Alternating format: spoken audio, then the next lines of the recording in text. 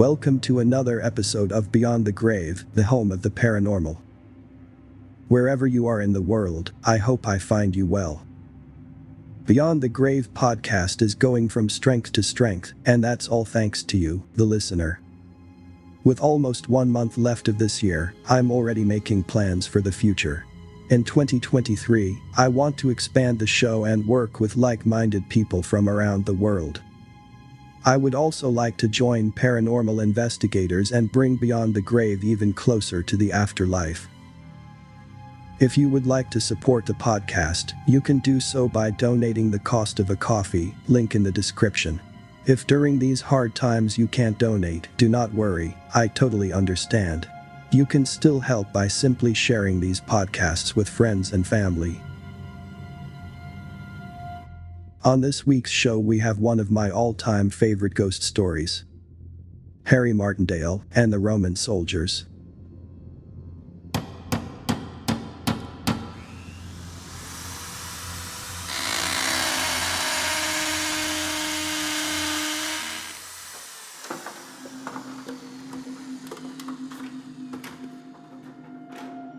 In the early 1950s, a young apprentice plumber called Harry Martindale had been repairing a boiler in the basement of the treasurer's house, which stands close to York Minster. He was about to pack away his tools when he heard what sounded like a trumpet. He thought at first it was perhaps a brass band playing in the street outside, so paid little attention.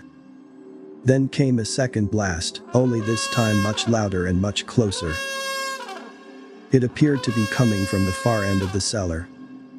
Harry peered into the dimly lit cavernous surroundings, yet saw nothing. He was about to continue packing away his things when he found himself frozen with horror. A horse's head suddenly appeared from the wall at the far end of the cellar. Its rider was then revealed, followed by 15 Roman soldiers. The weary and dejected-looking soldiers paid no attention to Harry as they shuffled their way across the cellar floor, only to disappear into the opposite wall.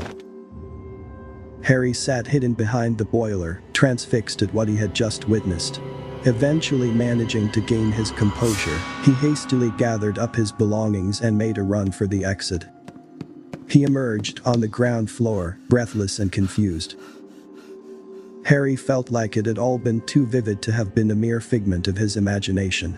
At first he considered sharing his account of the events with someone, but then thought they might deem him mad. He therefore resolved to keep quiet about the incident. 20 years passed and Harry still maintained a stubborn silence over what he had seen that day. He then read an article in a local newspaper about 2 other people who had shared similar experiences at the very same spot in the cellar. He finally decided it was time to reveal what he had seen.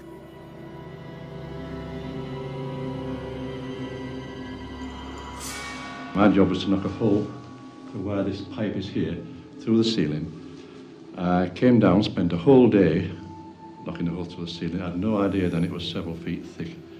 And I came down here the second day, continued to knock the hole through the ceiling. I had a short ladder in the centre of the floor here, and in the centre of the floor was the original Roman road, and it had been laid out in sections.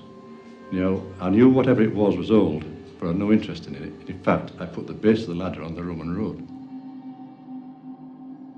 Harry spoke of the soldiers' appearance, each wearing shabby green kilted skirts that appeared roughly dyed. He had also noted that all the soldiers carried long spears and short swords. They also held round shields, which was uncommon for the Roman army. However, the most curious feature was that all the soldiers appeared to have been chopped off at the knee, the lower half of their legs disappearing into the stone floor. It was around this time that a group of archaeologists had been undertaking some excavation work in the cellar area when they eventually came upon an old Roman road, some 18 inches below the modern floor level. Meaning, anyone walking on the old road would have appeared to have been cut off at the knee, which is exactly how the Roman soldiers had appeared to Harry. By this time Harry had become a police officer and was seen as an honest, upstanding person who would not embellish, in any way, what he had seen that day in the cellar. He was subsequently interviewed by experts in Roman history. He claimed to know little about Roman history, other than what he had gleaned from Hollywood epics.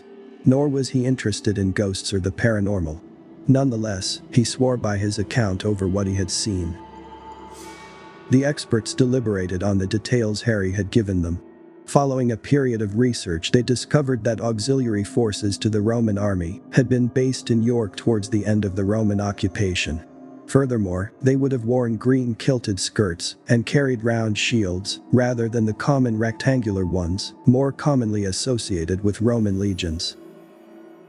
Harry claimed never to have had a paranormal experience until that day in the cellar, nor had he experienced one since.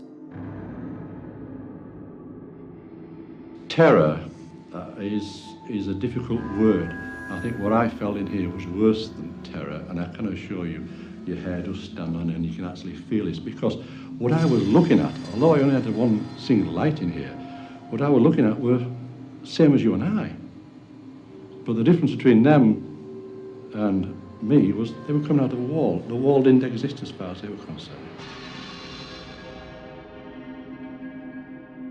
So who were the ghostly soldiers? Perhaps they were a mercenary force attached to the Roman legion, who had suffered a terrible defeat at the hands of the Picts during the collapse of Roman Britain. We shall probably never know.